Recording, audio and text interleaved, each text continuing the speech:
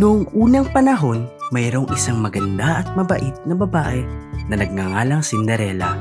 Namatay ang kanyang ina noong siya ay bata pa. Naiwan sa kanya na mag-alaga ang kanyang ama at ang mga kinakapatid niyang babae dahil ang ama ni Cinderella ay 2 beses na nagpakasal. Ngayon, ang mga kinakapatid ni Cinderella ay hindi siya minahal at sila ay masama sa kanya. Sa kanyang pagtanda, pinagtrabaho siya bilang katulong at tinrato ng masama. Isang araw, naimbitahan sila sa isang malaking pasayawan sa palasyo ng hari. Ito ay nangyari noong 17 kulang na si Cinderella, kung saan imbitado lahat ng babae na nasa tamang edad sa buong kaharian. Ngunit hindi pinayagan ng tiyahin ni Cinderella na siya ay makadalo. Pinagawa niya ito ng mga damit para sa sayawan at pinakulot ang buhok ng mga kapatid nito. Inutusan nila siya buong magdamag.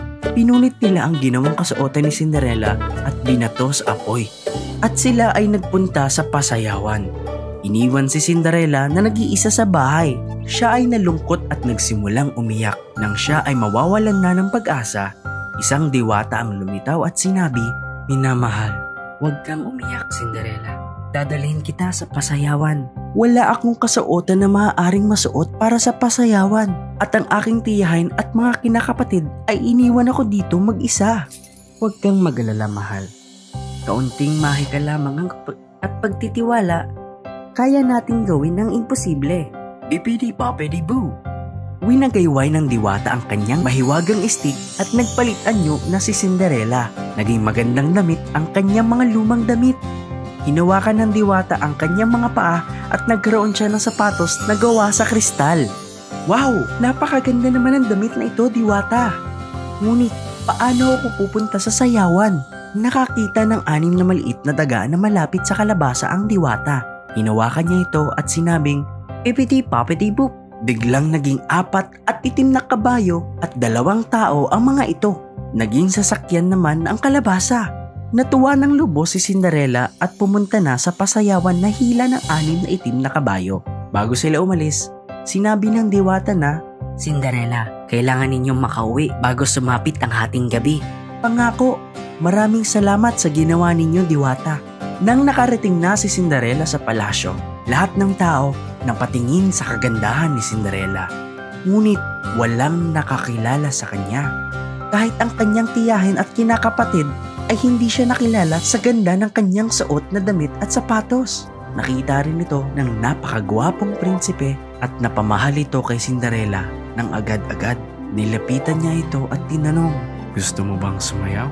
Oo, buong gabi silang dalawa ay sumayaw at walang kahit sino ang nakakilala sa napakagandang mananayaw na ito. Napakasaya ni Cinderella na nakasayaw niya ang prinsipe at muntik na niya makalimutan ang sinabi ng diwata. Sa huling sandali, ito ay kanyang naalala at nagmadali pa uwi. "Nako, kailangan ko nang umalis," sabi niya at dali-daling umalis sa palasyo. Isa sa kanyang mga sapatos ay nalaglag pero hindi ito binalikan ni Cinderella. Nakauwi na siya bago pa man sumapit ang hating gabi. Ang kanyang sasakyan ay naging kalabasa muli. Ang mga kabayo naging daga at ang kanyang napakagandang damit ay naging basahan. Lumipas ang ilang saglit at nakauwi na rin ang kanyang tiyahin at mga kinakapatid. Pinag-uusapan nila ang napakagandang babae na kasayaw ng prinsipe buong gabi. Napamahal ang prinsipe kay Cinderella at gusto niyang makilala kung sino itong nakasayaw niya na sobrang ganda. Ngunit kahit ngalan niya ay hindi niya alam. Nakita niya ang sapatos na gawa sa kristal na nalaglag sa paa ni Cinderella nang ito ay papauwi. "Hanapin ko siya at kung sino man ang makasuot nitong sapatos na ito ay aking pakakasalan." Himig ng prinsipe.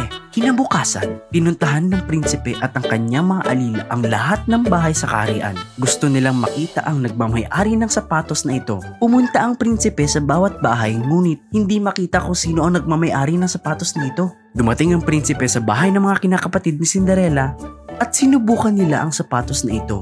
Sinubukan nilang puwersahin na mapasok ang kanilang paa at nangamba ang alila ng prinsipe na baka masira ang sapatos. Samantala, ikinulong siya ng tiyahin ni Cinderella sa kwarto para hindi ito makita ng prinsipe. Umiyak si Cinderella dahil hindi niya alam ang kanyang gagawin. Kumanta ito para ibsan ang kanyang nararamdaman. Samantala, Sa ibaba ay narinig ng prinsipe ang magandang paggantang ito. Nagtanong ang prinsipe kung mayroon pa bang babae sa tahanan na iyon. Sinubukan na paalisin ng tiyahin ng prinsipe, ngunit iniutos ng prinsipe sa kanyang mga kawal na akyatin ang hagdanan at tignan ito. Bumaba si Cinderella at sinubukan ang sapatos na dala ng prinsipe. Sakto ang sapatos sa paa ni Cinderella at nakilala ng prinsipe si Cinderella. Natuwa siya na nakita niya ang kanyang minamahal. Cinderella, mahari ba ikaw ang aking maging reyna? Ikaw ay napakabait at pasensyoso at siya na kayang sumailalim sa kawalan ng katarungan ng mapagkumbaba. Siya ay marunong maghari ng may katarungan. Oo, aking prinsipe. Kaya ikinasal si Cinderella sa prinsipe at namuhay sila ng mapayapa at masaya. Pinatawad niya ang kanyang mga kinakapatid at tiyahin. Naging mabuting reyna si Cinderella at minahal niya ang kanyang mga alagad. Moral, maging matapang at mabait. Ang kwento ng tatlong mga biik. Nung unang panahon, may isang inahing baboy na may tatlong biik at hindi sapat ang kanilang pagkain para mapakain sila. Kaya nung sila'y nasa hustong gulang, pinalayan niya ang mga ito sa mundo upang hanapin ang kanilang mga kapalaran. Ang unang malit na biik ay napakatamad. Ngayon hindi ko na kailangang maglakad pa sa malayo papunta sa paggawaan ng laryo. Mas gugustuhin ko pang magtrabaho ng kaunti at pagkatapos ay gugugulin ang natitirang oras sa hapon sa pag-relax. Ayaw niyang gumawa ng anumang gawain kaya itinayo niya ang kanyang bahay na gawa sa dayami. Ang ikalawang biik ay medyo nagsikap magtrabaho, pero siya ay medyo tamad din. Ngayon hindi ko na kailangan maglakad pa sa malayo papunta sa paggawaan ng laryo. Ang mga kahoy ay mas matigas kaysa sa dayami. Sa palagay ko, kaya nitong gawin ang trabaho. Pero ganun pa man, ako'y pagod na. Mas gugustuhin kong magtrabaho ng kaunti at pagkatapos ay gugugulin ang natitirang oras sa hapon sa pag-relax. Kaya itinayo niya ang kanyang bahay gamit ang mga kahoy. Pagkatapos, magkasama silang kumanta at nagsayawan at naglaro sa natirang oras sa araw na iyon. Ang ikatlong malit na biik ay nagtrabaho ng gusto buong araw at itinayo ang kanyang bahay gamit ang mga laryo. Ito ay isang matatag at kumpletong bahay na may kasamang isang magandang pugon at tsimeneya. Mukhang kaya nitong labanan ng pinakamalakas na hangin. Nang sumunod na araw, isang lobo ang dumaan sa daan kung saan nakatira ang tatlong biik. Nakita niya ang bahay na dayami ng unang biik at inamoy ang nasa loob. Isang biik! Sigaw niya. Ang maliit na baboy na iyan ay magiging isang napakasarap na pagkain sa hapunan ko ngayong gabi. Kumatok siya sa may pintuan at sumigaw. Munting biik, papasukin mo ako, papasukin mo ako! Hindi kita papapasukin! Pagkatapos ay pinakita ng lobo ang kanyang mga ngipin at sinabing, kung ganon, ako ay hihinga ng malalim at magbubuga ng hangin para bumagsak ang iyong bahay. Kaya huminga at nagbuga ito ng hangin at napabagsak ang bahay. Ibinuka ng lobo ang kanyang bunganga ng napakalaki at kumagat ng napakalakas.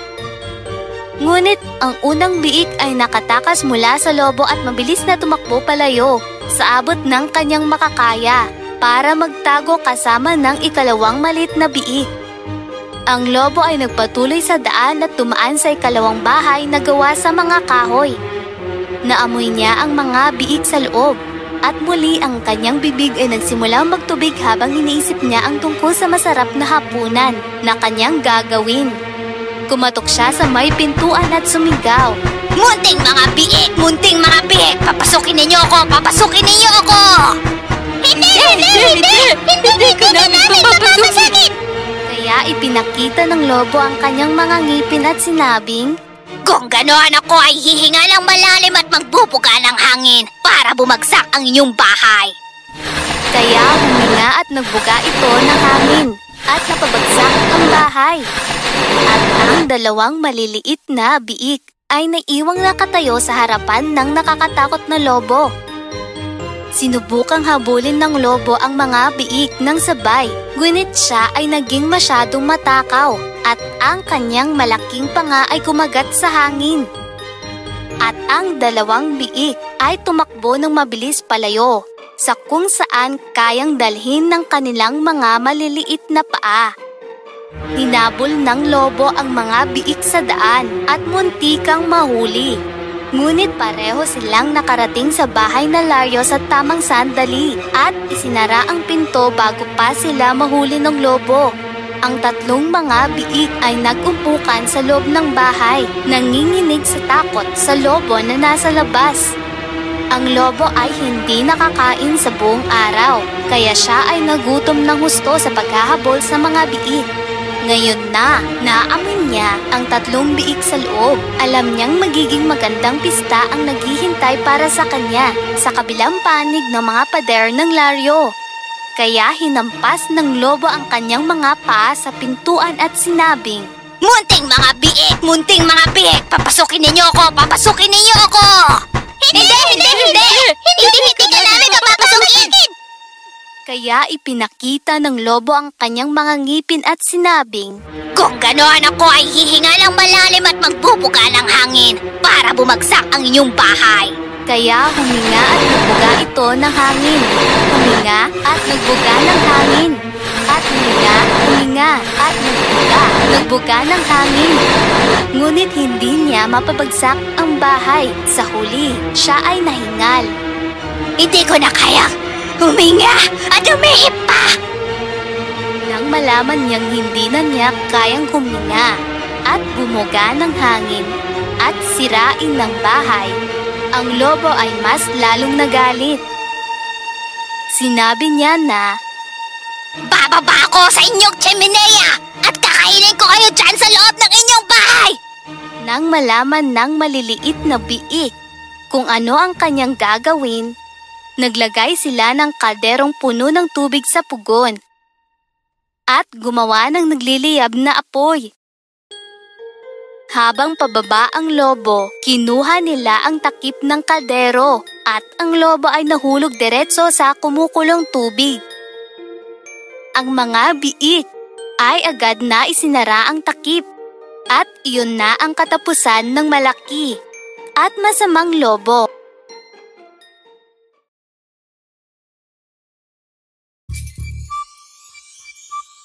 Noong unang panahon, sa isang nayon, may isang kaserong nagngangalang James at isa siyang disiplinadong tao. Maaga pa lamang, sa pagtilaok ng manok ay gigising na siya. Gigisingin ang kanyang mga alalay at sila'y pagtatrabahuin sa bukid. Si Dan at si Jack ay bagong kasama ng kasero sa trabaho.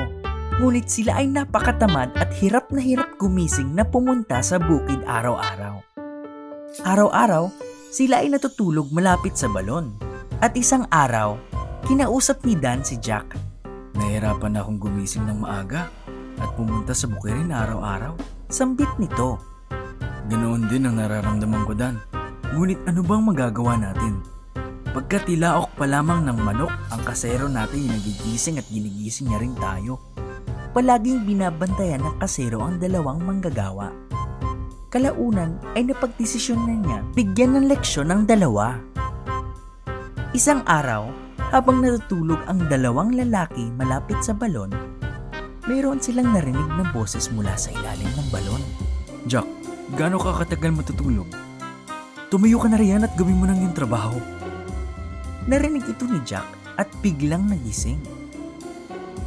Nang tumingin siya sa kanyang tabi ay tulog na tulog si Dan. Inakala niyang nagkaroon lamang siya ng masamang panaginip at muling natulog. Kinabukasan, silang dalawa'y natutulog muli malapit sa balon. Ngayon naman, si Dan ang nakarinig ng parehong boses mula sa balon. Katulad ni Jack, ay siya rin ay biglang nagising. Tumingin si Dan sa paligid at walang nakita kundi si Jack na tulog sa kanyang tabi. Baka masamang panaginip lang yun. Sambit niya sa sarili at saka bumalik sa tulog. Sa susunod na araw, habang sila'y natutulog malapit sa balon, ang dalawa ay nakarinig ng kakilakilabot na tunog. Silang dalawa ay nagising ng sabay, takot na takot, at saka tumingin sa isa't isa. Narinig mo rin ba ang tunog na yun, Jack? Oo, natakot ako ng sobra. Hindi pala iyon masamang panaginip lang. Ang tunog na iyon ay nanggagaling sa balon na ito. Ako'y aalis na papuntang trabaho. Pwede ka nang sumabay kung gusto mo. Sandali, sasabay ako. Noong araw na iyon, ang dalawa ay nagtatrabaho ng mabuti sa bukid. At sa hapon, pagkatapos magtrabaho, ay pumupunta sila sa lugar ng kasero upang magtanghalian. Nang ang dalawa ay umupo para sa tanghalian, kitang-kita sa mga mukha nilang sila ay takot at nag-aalala. Napansin ito ng kasero at tinanong kung ano nangyari. Kinuwento ni Dan at Jack ang tungkol sa kakilakilabot na tunog na kanilang naririnig. Pagkatapos nila magkwento ay tumawa ng malakas ang kasero. Hindi yon mahika o panaginip. Napansin ko kasi ang katamaran ninyong dalawa at gusto kong turuan kayo ng leksyon. Ako ang umupo sa tabi ng balon at gumawa ng mga nakakatakot na tunog na iyon. Ngayon naiintindihan niyo na, di ba? Simula ngayon, isang tabi ninyo ang inyong katamaran at gawin ang inyong trabaho ng maayos. Simula noon ay hindi na naging tamad sina Dan at Jack. Nagtrabaho sila ng mabuti sa bukirin at namuhay ng matiwasay. Ang kwento ng isang sisiw. Ito ay isang kwento tungkol sa isang matalinong maliit na sisiw. Noong unang panahon sa isang magandang nayon, malapit sa tabing ilog, sa isang maliit na kubo ay naninirahan ng isang inahing manok. Ang inahing manok ay nangitlog ng 12 mga paa, kung saan ang 10 itlog ay napisa sa sisiw, ngunit ang 2 ay nanatiling mga itlog. Iniwan ng inahing manok ang 2 hindi napisang itlog sa kamalig at nagpunta sa labas upang maghanap ng pagkain kasama ang 10 maliliit na sisiw. Samantala, ang isang itlog mula sa 2 hindi napisang itlog ay napisa sa pamamagitan ng pagtuktok sa itlog gamit ang kanyang malit na tuka mula sa loob. Ang kawawang malit na sisiw, kagad niyang hinanap sa lahat ng dako ang kanyang ina nang siya'y makalabas. Ngunit hindi niya mahanap ang kanyang ina at nakita niya na ang lugar ay halos walang laman. Naging malungkot ang maliit na sisiw kaya nagpasya siyang hanapin ang kanyang ina ng mag-isa. Sa sandaling nagpasya siyang hanapin ang kanyang ina, pinayagpag niya ang kanyang mga balahibo at nagsimulang maglakbay mula sa kamalig. Nagsimulang maglakad ang sisiw gamit ang kanyang malilit na mga paa. Nakita niya ang isang baka na kumakain ng ilang berdeng damo. Masigasig na sinimulang titigan ng sisiw ang malaki at matangkad na baka. Matapos ang ilang minuto, ang napakalaking baka ay tumingin sa maliit na sisiw at nagtanong, "Ano ang hinahanap mo? Bakit ka gulat-gulat na nakatingin sa akin?" Tanong ng baka. Ikaw ba ang aking ina? Inosenteng tanong ng sisiw.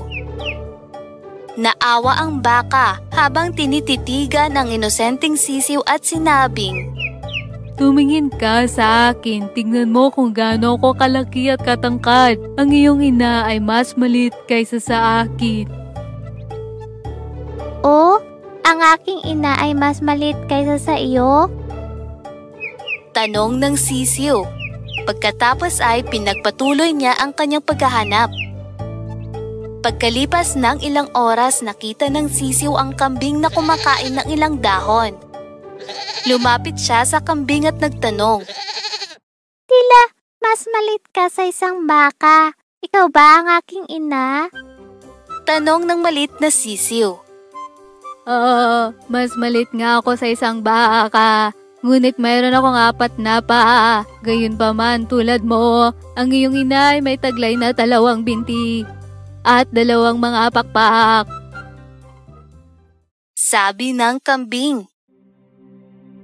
Ang maliit na sisiw ay naging malungkot na marinig ang sinabi ng kambing. Nagpasya siyang maglakad pa at ipagpatuloy ang paghahanap para sa kanyang ina. Habang naglalakad siya palayo, narinig ng sisiw ang isang "Kakaw!" na tunog. Naalala ng maliit na sisiw ang sinabi ng kambing at naisip na, marahil lang uwak ang aking ina. Kaya tinanong niya ang uwak. Mayroon kang dalawang mga paa at mga pakpak, kaya ikaw ba ang aking ina? Oo, totoo na mayroon akong dalawang mga paa at mga pakpak. Ngunit kaya kong lumipad ng mas mataas kaysa sa iyong ina. Gayon din ang iyong ina ay mas malaki, ang laki kaysa sa akin. Ang kanyang mga paa ay mas mahaba kaysa sa akin. At ang iyong ina ay hindi kayang mag-ka tulad ko. Tugon ng uwak. Pagka dinig dito ang sisiw ay nalungkot kahit ang uwak ay naawa para sa malit na sisiw. Sinabi ng uwak na, Huwag kang malungkot. Subukan mong maglakad pa. Sigurado akong mahanap mo ang iyong ina. Pagkasabi nito, ang uwak ay lumipad palayo. Ang usapan nila ng uwak ay nagdala ng inspirasyon sa sisiw at sinimulan niyang magpatuloy pa. Gamit ang kanyang cute na mga paa, mabilis siyang naglakad sa tabi ng lawa at doon nakita niya ang isang pato kasama ang kanyang mga bibe.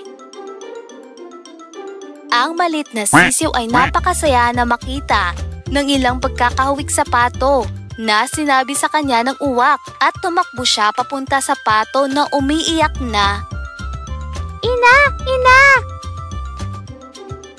Ang pato ay nasindak nang makita ang maliit na sisiw. Bakit ka gulat na gulat, ina? Ako ang iyong anak. Sabi ng sisiw. Hindi, mahal ko. Hindi ako ang iyong ina. Sabi ng inahing pato. Tumulo ang luha sa pisngi ng sisiw. Ang kawawang sisiw ay nagsimulang umiyak habang iniisip na hindi na niya makikita muli ang kanyang ina. Natunaw ang puso ng inahing pato. Tumingin siya sa sisiw na may pagmamahal at sinabing, Bakit ka umiiyak, mahal? Hayaan mo, tutulungan kita. Ang sisiw ay nagsimulang sabihin sa pato ang kanyang malungkot na kwento mula sa simula. Ang pato ay sumagot ng may pagmamahal na, O mahal, ang iyong ina ay hindi nagkukwak tulad ng sa akin. Ang iyong ina ay nag-kukurukoko. Mayroong isang kalapati sa isang malapit na puno ang nakinig sa buong usapan sa pagitan ng pato at ang malit na sisiw. Nagpasya siyang tulungan ng sisiw at lumipad patungo sa kanya. Pumunta ka sa dulo ng lawang ito at maaari mong mahanap ang iyong ina sa banda roon. Sabi ng kalapati at lumipad palayo. Ang isang inahing manok ay gumagawa ng eksaktong parehong tunog tulad ng pato. Habang naglakad pa ang malit na sisiw, narinig niya ang isang tunog. Kukurukuku! Mabilis siyang tumakbo at sinundan ang tunog. Nakita niya ang isang inahing manok na may 2 binti, mga pakpak na mas malaki kaysa sa uwak, at ang inahing manok ay nagsasabi ng kukurukuku. Ang sisiw ay nagpasya na ito ang kanyang ina at tinawag ito na Ina! Ina!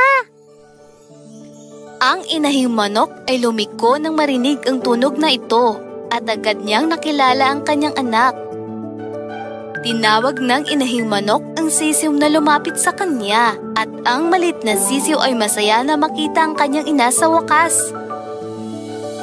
Niyakap ng inahing manok ang sisiw sa kanyang mga pisig at pinalibutan ang kanyang anak ng pagmamahal sa pagitan ng kanyang mga pakpak. Sinabi ng inahing manok sa sisiw, Bakit hindi ka nanatili sa bahay, mahal? Umalis ako upang kumuha ng pagkain at ako'y pabalik na sa iyo ngayon.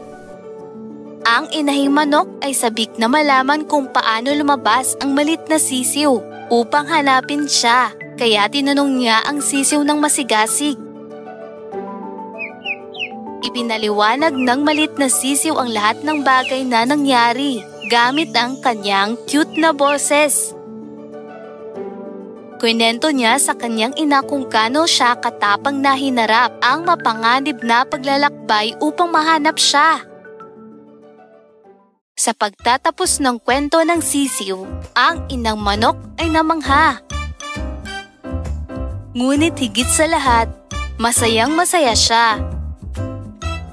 Natuklasan kung gaano naging matapang ang kanyang anak na sisiw.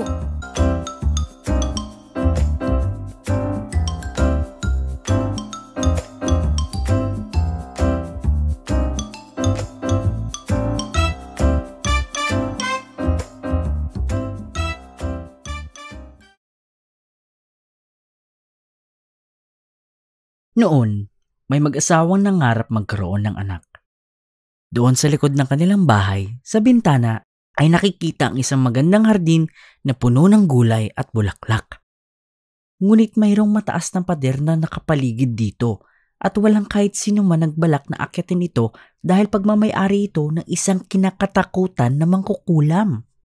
Isang araw, may nakitang asawang babae sa bintana at sa kanyang pagtingin, ito pala ay puno ng pinakamagandang rampyon. Napakasariwa at napakaberde nito kaya sinimulan niyang hilingin ang mga ito. Nagpatuloy ito ng ilang mga araw. Nang napagtanto niya na hindi niya ito makukuha, siya ay namutla at naging miserable. Nakita ito ng kanyang asawa at tinanong ito, "Anong problema, aking asawa?" Sagot niya, "Mamatay ako kapag hindi ako nakakain ng rampyon na iyon na tumutubo sa likod ng bahay natin." Sa kanyang pagmamahal sa kanyang asawa, naisip niya sa sarili niya na imbis na mawala ang asawa ko sa akin, kukuha ako ng rampyon sa kahit anong paraan. Kaya pagdating ng takip silim, inakit niya ang pader ng mangkukulam at kumuha ng mga rampyon at dinala ito sa kanyang asawa. Gumawa siya ng salad at kumain ng kay ligaya. Dahil sa sobrang sarap nito, mas dinais niya pa ito ng higit pa. Para siya ay matahimik, pinakuha niya ang kanyang asawa muli sa kabila ng pader. Sa pagdating ng takip silim, habang siya ay umaakyat, nakita niya ang mangkukulam na nakatayo at natakot. Sumigaw ng galit ang mangkukulam. "Ang lakas ng loob mong akyatin ang pader ko at nakawin ng mga rampyon! Mananagot ka!" Sagot niya, "Maawa kayo sa akin. Ginawa ko lamang ito para sa aking asawa. Ikamamatay niya ito kapag hindi ako nakakuha ng rampyon para makain niya." Sinabi ng mangkukulam, "Kumuha ka ng kahit gaano karaming rampyon na gusto mo. Sa isang kondisyon, mapapasa akin ng anak ninyo kapag ito ay isinilang. Aalagaan ko ito tulad ng isang ina." Sa kanyang pagkabalisa, ipinangako niya ito at nang naisilang na ang kanilang anak, nagpakita na ang mangkukulam. Binigyan niya ng ngalan na Rapunzel ang sanggol at kinuha ito sa kanila. Si Rapunzel ang pinakamagandang bata sa buong mundo. Noong siya ay 12 taong gulang pa lamang, ikinulong siya ng mangkukulam sa loob ng tore sa kalagitnaan ng gubat. Wala itong hagdanan o mga pinto. Isang maliit na bintana lamang. Kapag nais makaakyat ng mangkukulam, sisigaw lamang ito sa ibaba ng, "Rapunzel! Rapunzel! Ibaba mo ang iyong buhok!" Napakahaba ng buhok ni Rapunzel na kumikinang na parang ginto. Kapag narinig niya ang boses nito, tatanggalin niya ang tirintas at ibababa ang buhok sa tore. At aakyatin ito ng mangkukulam. Nang lumipas ang ilang mga taon, napadaan ang anak ng hari sa kagubatan. Pinuntahan niya ang tore at narinig niya ang napakagandang boses mula rito. Boses ni Rapunzel na nagpapalipas lamang ng oras ng kanyang kalungkutan. Ninais ng prinsipe na akyatin ang tore at hinanap ang pinto at hagdanan, ngunit hindi niya ito makita. Kaya umuwi ito at hindi niya nakalimutan ang kanyang narinig. Araw-araw siya pumupunta ng gubat para lamang marinig ito. Isang araw sa ilalim ng puno, nakita niyang umakyat ang mangkukulam at narinig ang mga salitang, "Rapunzel! Rapunzel! Ibaba mo ang iyong buhok!" Nakita niyang ibinababa ni Rapunzel ang kanyang buhok at nakita niyang umaakit ng mangkukulam dito. Sinabi niya sa kanyang sarili, "Aakyatin ko iyon at susubukan ko ang aking kapalaran." Kinabukasan, pumunta siya uli dito at sumigaw ng, "Rapunzel, Rapunzel, ibaba mo ang iyong buhok!" At ibinaba niya ang kanyang buhok. Inakyat ito ng prinsipe. Natakot si Rapunzel na nakita niya na isang lalaki ang umakyat sa kanyang buhok dahil wala pa siya nakikilalang ibang tao. Ngunit pinuri ng prinsipe si Rapunzel sa kanyang pagkanta at hindi mapapakali hanggat hindi niya nakikita kung sino man ang kumanta nito.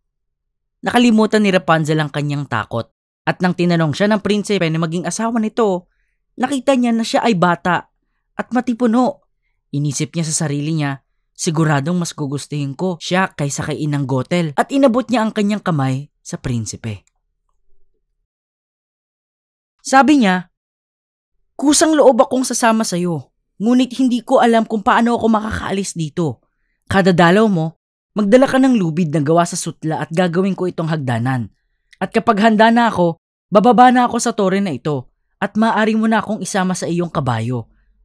Nagpasya sila na magkita tuwing gabi. Dahil sa umaga, nagkikita sila ng mangkukulam. Walang alam ang mangkukulam sa lahat ng pangyayari. Nang hindi sinasadya, nasabi ni Rapunzel na, "Inang Gothel, bakit napakabagal ng iyong pag-akyat at parating na ang prinsipe ng ilang saglit lamang?" "Masamang bata!" sigaw ng mangkukulam. "Ano itong naririnig ko? Akala ko na itago na kita sa mundo, ngunit pinagtaksilan mo ko?"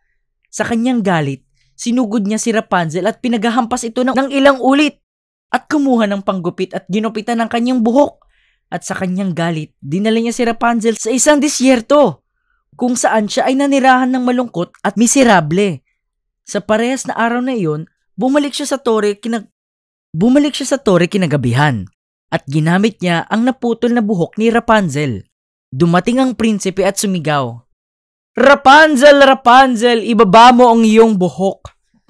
Binaba niya ang buhok na ito at sa kanyang pag-akyat, hindi niya nakita si Rapunzel, ngunit ang mangkukulam na tinitingnan siya ng masama. "Aha!" sigaw nito. "Gusto mong makita ang iyong minamahal, ngunit wala siya rito. Hindi mo na siya makikita kahit kailan." Napuno ng kalungkutan ng prinsipe at sinubukan nitong tumakas sa tore. Nakatakas ito, ngunit nabulag ito sa kanyang pagbaksak. At gumala ito sa kagubatan ng halos walang makain kung hindi mga ugat at bunga. Wala itong magawa kung hindi malungkot at umiyak sa pagkawala ng kanyang minamahal. Ilang taon siyang gumala sa kagubatan. Nang sa wakas, nakarating siya sa isang disyertong lugar kung saan nakatira si Rapunzel. Noong una, narinig niya ang boses na pamilyar sa kanya at nang palapit na ito sa kanya, bumaksak siya sa lupa at naiyak. Nang nakita ito ni Rapunzel, hinawakan niya ang mukha ng prinsipe at gumaling ang mga mata nito. Nakakita na siyang muli. Dinala niya ito sa kanyang kaharian at namuhay sila ng puno ng saya at ligaya.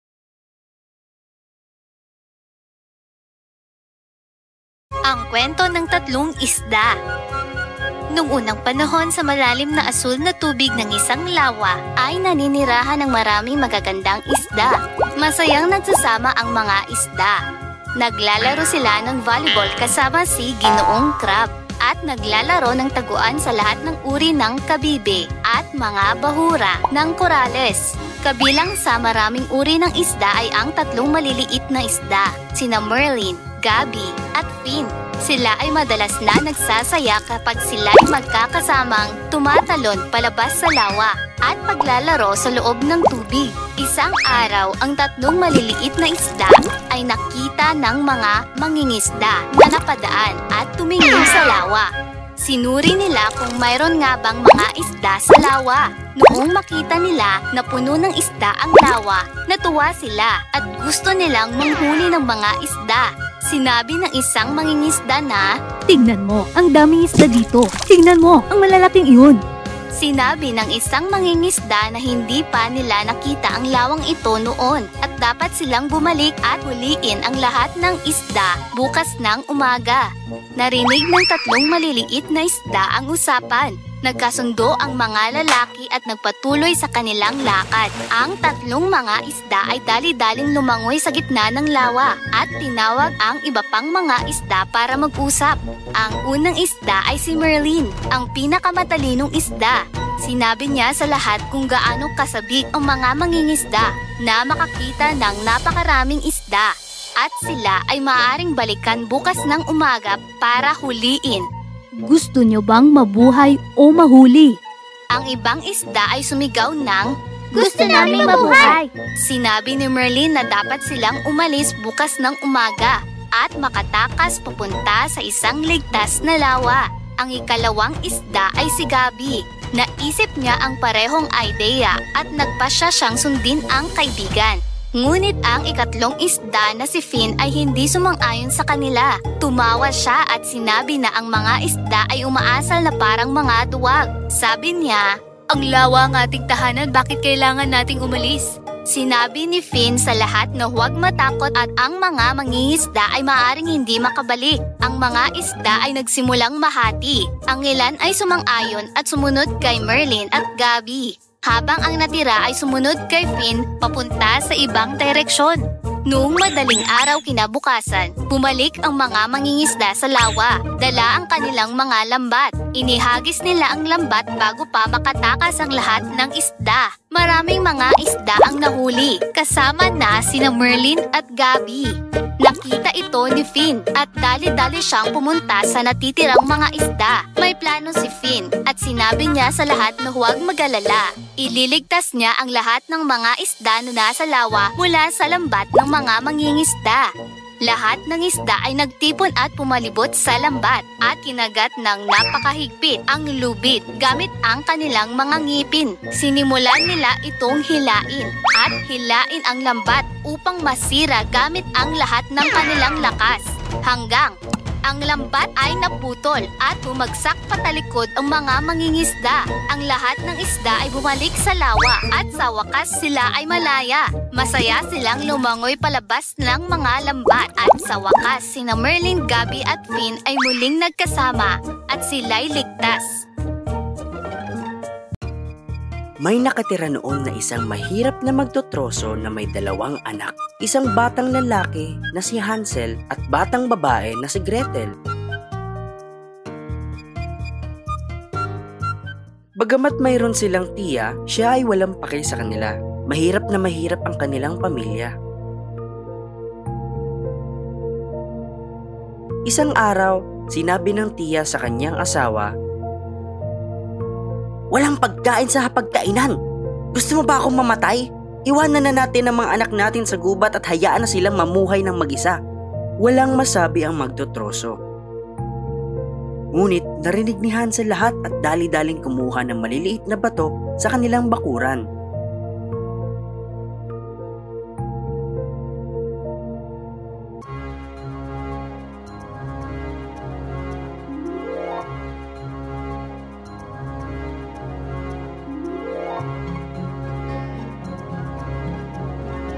Kinaumagahan, ang magtotroso at ang kanyang asawa ay lumabas papunta sa kagubatan kasama sina Hansel at Gretel. Inasahan ng kanilang ama na maging ligtas ang kanyang mga anak sa kakilakilabot na kagubatan. Hawak ang kamay ni Gretel, sabay siyang naglalakad kasama ang asawa niya. Ang matalinong si Hansel ay naglakad sa likod nila. Hinulog ang mga bato unti-unti sa kanilang dinadaanan. Nang iniwan na sila ng kanilang mga magulang, sinundan lamang nila ang mga batong inihulog ni Hansel sa daanan pabalik sa kanilang tahanan. Gumaan ang loob ng magtotroso nang makita niya ang kanyang mga anak na ligtas na nakabalik. Niyakap niya ang mga ito. Iniisip niyang ligtas na sila. Ngunit hindi iyon ang nangyari. Ang masamang tiyahin nila ay pinilit na paalisin ang mga bata habang kumakain ng kinagabihan. Ngayon naman, hindi nakapunta si Hansel sa bakuran upang makakuha ng mga bato. Pero nagtago naman ito ng tinapay sa kanyang bulsa. Kinabukasan, hinulog ni Hansel ang pinipira-pirasong tinapay sa daanan. Ang hindi niya namalayan ay kinain ito ng mga ibon. Kinagabihan, nang sinubukan bumalik ng mga bata sa kanilang tahanan, wala silang makitang tinapay para sila ay gabayan. nawawala at takot. Sina Hansel at Gretel ay napilitang manatili sa kalaliman ng kagubatan. Hoo! Hoo! Hoo! Mga kakaibang tunog ang nagpatakot kay Gretel habang hawak niya ang kanyang kapatid. Huwag kang mag-alala, Gretel, sabi ni Hansel. Siguradong tayo ay makakabalik sa atin. Nang si Hansel at Gretel ay nagising kinaumagahan, nakakita sila ng maliit na bahay. Para bang isang malaking cake yung bahay. At oo, isang malaking tsokolating cake ito. Ang mga pader ay puno ng mga candy at lollipop naman ang chimneya nito. Gawa naman sa icing ang mga bintana at donut naman ang mga bulaklak. Mayroong mga anis at mga lemon drops, tsokolate at arnibal. Dali-daling kinain ng mga bata ito. Aha! Sigaw ng matandang babae. Nagulat ang mga bata. Pasok kayo mga bata. Mayroon ding mga pancakes dito sa loob at gingerbread.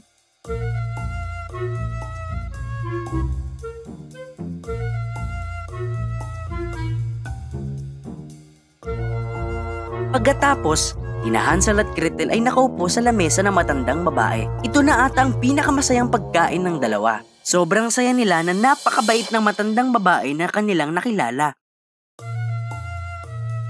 Pero ang matandang babae na ito ay isang masamang mangkukulam. Ginamit niya ang kanyang masalamangkang tirahan para patabain ng mga bata at lutuin ang mga ito. Hihihi! Tumawa ang mangkukulam habang ang mga bata ay natutulog. Magiging masarap na pagkain itong mga batang ito kapag tumaba. Binato ng mangkukulam si Hansel sa isang kulungan at pinakain ito ng iba't ibang masasarap na pagkain ng maraming araw. Pinagtrabaho naman si Gretel ng gawaing bahay nang walang kahit isang minutong pahinga. Isang araw, nagdesisyon na ang mangkukulam na kainin si Hansel. Iapot mo sa akin ang singkamas at ang mga karot, bata. Sigaw niya kay Gretel habang niluluto niya ang sabaw. Masarap itong si Hansel na ihurno kasama ang singkamas na sabaw. Ayaw ni Gretel na makitang mamatay ang kanyang kapatid at naghanap siya ng paraan para iligtas ito. Nakita niya na binuksan ng mangkukulam ang isang malaking hurno kung saan niramdaman niya kung mainit na ito. Tumakbo siya at tinulak niya ang mangkukulam sa loob nito. Sumigaw ang mangkukulam habang ito ay nasusunog. Pagkatapos, pinakawalan ni Gretel ang kanyang kapatid at dinala niya ito sa isang kwarto na puno ng kayamanan. Nakita niya ito habang naglilinis ng bahay ng isang araw.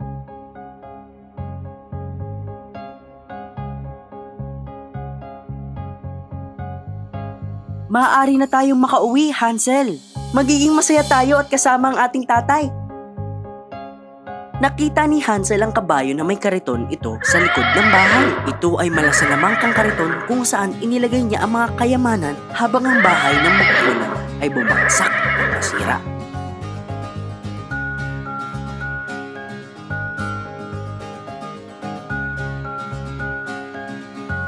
Pinalayas na magtutroso ang kanyang napakasamang asawa at sinabihan na huwag nang bumalik. Malungkot ang magtutroso pero nung nakita niya ang kanyang mga anak, tumakbo siya para kitain ito. Nabuo muli ang pamilya nila at namuhay sila ng mapayapa, masaya at mayaman.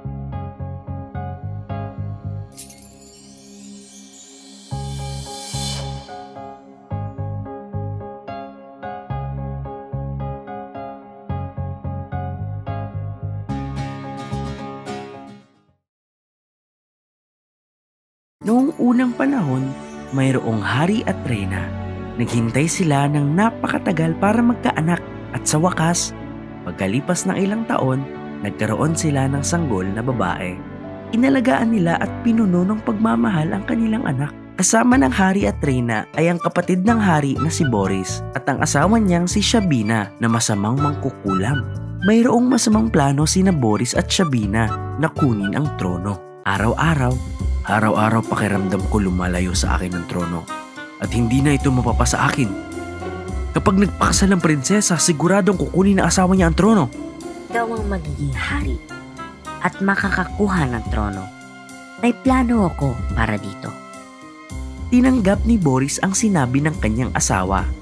Pinuntahan niya ang prinsesa para makipag-usap at dinala niya ito sa tagong lugar. Napansin ni Alfred, kapatid ng reyna, na naglalakad kasama ni Boris ang prinsesa. Nagduda si Alfred sa kinikilos ni Boris at sinundan nito. Inoobserbahan niya si Boris kung paano niya kinakausap ang prinsesa nang biglang sinabunan ni Shabina ng pulbo ang prinsesa. Bigla siyang naging isda at bumagsak. Nakita ito ni Alfred at dali-daling tumakbo at kinuha ang isda papalayo. Nagalit si Alfred kina Boris at Shabina. Naisip ni na Shabina at Boris na kailangan nilang patahimikin si Alfred. Kung hindi, malalagot sila sa hari at reyna. Kaya ginamit ni Shabina ang kanyang salamangka para hindi makasalita si Alfred at para hindi niya magalaw ang kanyang mga daliri. Bagamat alam ni Alfred ang nangyari, hindi niya ito masabi kahit kanino. Wala siyang magawa para matulungan ang prinsesa. Dinala ni Alfred ang isdang prinsesa sa aquarium sa loob ng kwarto ng reyna. Hindi mahanap ng reyna ang kanyang anak at ang kanyang kapatid ay hindi makasalita at makapagsulat. Siya ay nalungkot at pinuntahan ang kanyang hari at sinabi ang kanyang nararamdaman. Sa oras na iyon, sinubukan ni Alfred na sabihin sa hari at reyna, ngunit di niya magawa. Maraming araw ang lumipas at wala siyang magawa. Araw-araw, pinapakain ni Alfred ang mga isda kasama ang isdang prinsesa. Bakit palagi kang inaalagaan na maigi ni Alfred at hindi kami? Bakit hindi kami tinitignan ni Alfred na may kasamang pagmamahal tulad mo? Si Alfred lang ang nakakaalam na ako ang prinsesa, kaya niya ako inaalagaan. Pagkatapos naming makita kung paano kanya inalagaan, sa tingin namin gusto kanya. Oo. Tingnan mo iyon. Nag-aayos na naman siya ng isang magandang aquarium para sa'yo. Nakita ng ibang isda ang bagong aquarium na ginagawa ni Alfred para sa prinsesa. Naintindihan niya na baka malungkot ang prinsesa kaya nilipat niya rin ang ibang isda dito. Nakita niyang masayang lumalangoy ang prinsesa at natawa ng lubos si Alfred. Lumipas ang ilang mga araw, nakita ng reyna kung gaano kadala si Alfred na nasa aquarium at inaalagaan ng mga isda. Madalas malungkot ang reyna, ngunit kapag nadaraanan niya ang aquarium, siya ay natutuwa at nakakalimot panandali. Isang araw, dumating ang pari sa Raj Mahal. Ang pangalan niya ay Bhairvanda. Nang pumasok siya sa loob, nakita niya ang reyna na nakikipaglaro sa mga isda. Kailan ba naging isda ang prinsesa? Alam mo ba ang isda na iyon ay ang prinsesa? Ano? Totoo ba? Si Shabina lang ang may kakayahang gawin isda ang prinsesa. Dalhin ninyo agad siya dito. Nagalit ang pari at pinaligiran ng mga tao sina Shabina at Boris. Ibinalik sa tunay na anyo ng pari ang prinsesa. Hindi lang ako ginawa na isda ni Shabina. Ginawa niya rin na hindi makapagsalita at makapagsulat si Alfred. Ginawa niya ito upang hindi ninyo malaman ang katotohanan. Ibinalik ng pari ang kondisyon ni Alfred. Ikinulong ng hari at reyna sina Boris at Shabina panghabang buhay. Natuwa ang hari at reyna at inasikaso ang kasal ni Alfred at ang prinsesa para maging masaya panghabang buhay.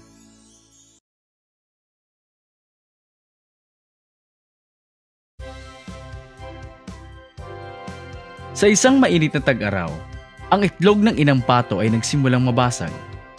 Kay tagal na niyang inantay ang panahon na lumabas ang kanyang mga anak. At hindi rin nagtagal ay lumabas ang mga ulo ng maliliit na pato mula sa siyel ng isa-isa.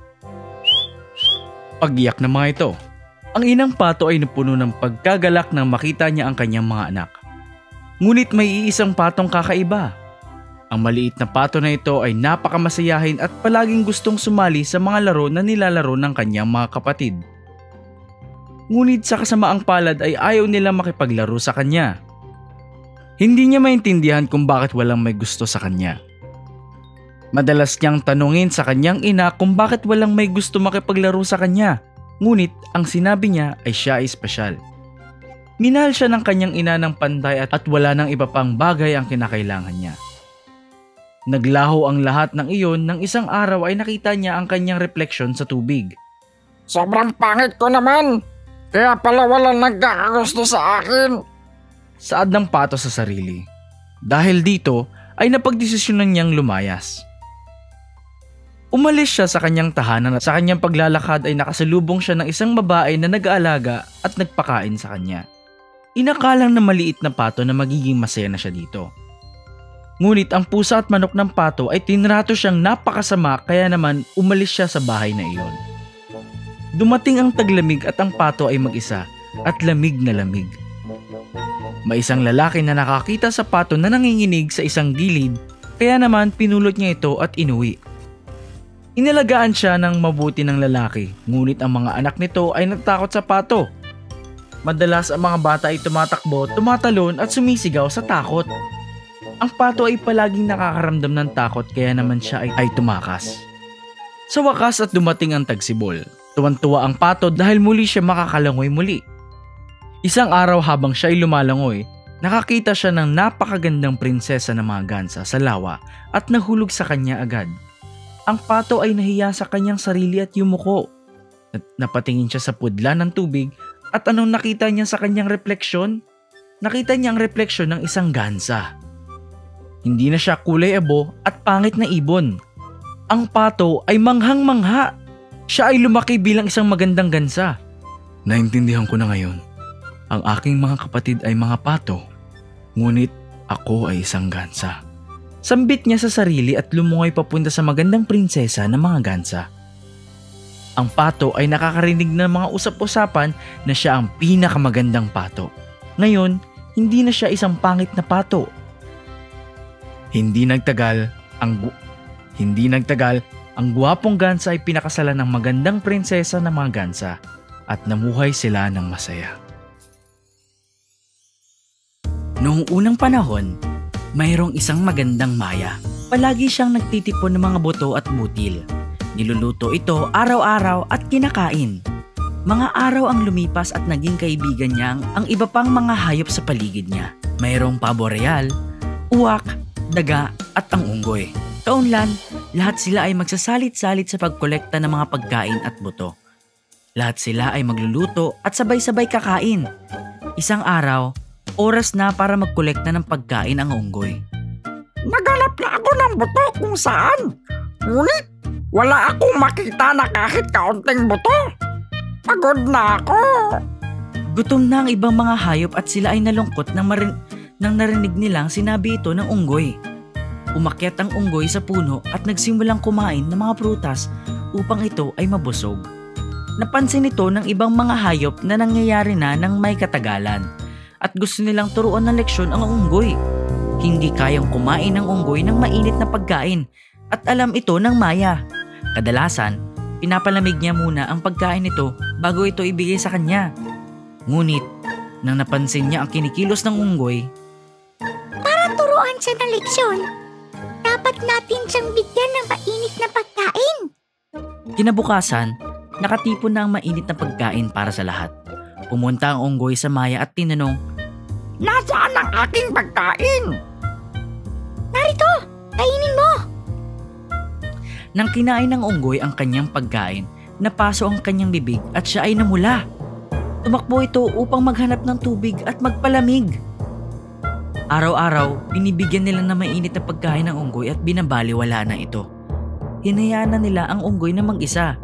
Kapag oras na nito para maghanap ng mga buto, hindi na nila ito iniintay makabalik. Napagpasiyahan na ng mga hayop na sabay-sabay sila maghahanap ng pagkain kaysa isa-isa.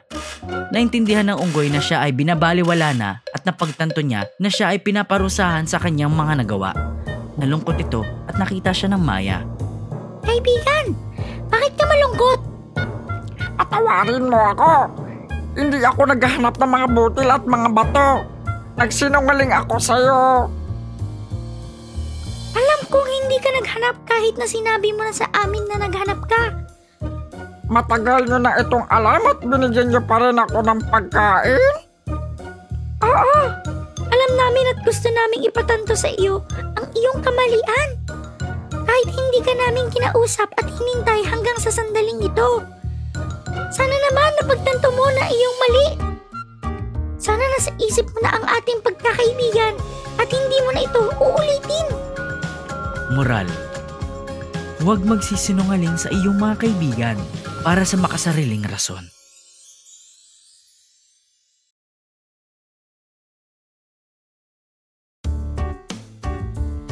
Isang araw mayroong dalawang batang nagngangalang Joe at Tara. Silang dalawa ay napakabait na bata. Mahilig gumuhit si Tara at si Joe naman ay mahilig magpinta. Silang dalawa ay nakatira sa kanilang lola. Sa kabilang banda ay namumuhay ang reyna ng Niebe na dumakip sa isang bata na nagngangalang Asia. Siya ay humahanap ng magandang tiempo upang dakipin sina Tara at Joe. Isang gabi, noong sina Joe, Tara at ang kanilang lola ay pauwi, ay nakakita sila ng ipo-ipong gawa sa niebe na papunta sa kanila. Ngunit ang ipo-ipo lamang na ito ay ang reyna ng niebe na naghahanap ng tiyempo na dakipin sina Tara at Joe. Silang tatlo ay takot at sinubukang tumakas, ngunit ang kawawang bata na si Joe ay nahagip ng ipo-ipo habang si Tara naman at ang kanyang lola ay nakatakas. Sila ay umuwi ng napakalungkot. Lumipas ang ilang taon, namatay ang lola ni Tara dahil sa sakit at si Tara ay namuhay ng mag-isa kasama ang kanyang alaga. Siya ay nagtatrabaho sa isang pabrika ng paghahabi sa parehong nayon. Isang araw, nawala ang kanyang alaga at hinanap niya ito sa paligid. Habang ito hinahanap niya, nakakita siya ng isang lalaking dala-dala ang kanyang alaga na papunta sa kanya. "Saan ka pupunta, Casper?" Tumalon si Tara sa tuwa at ipinahatid sa lalaki ang kanyang pasasalamat. Umuwi si Tara, ngunit hindi niya maalis sa isipan ang lalaki.